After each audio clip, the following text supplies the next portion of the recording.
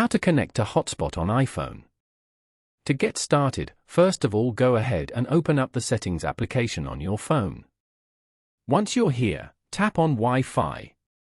You are now in the Wi-Fi settings page.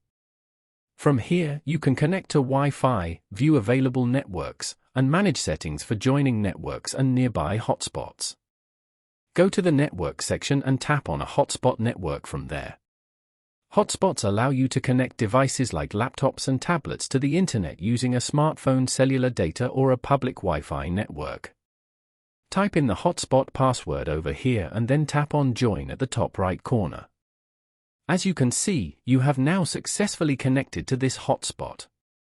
Following these steps, you can easily connect to Hotspot on iPhone. Thank you for watching. Please leave a like if this tutorial helped you, or leave a comment below if you have any questions related to the video.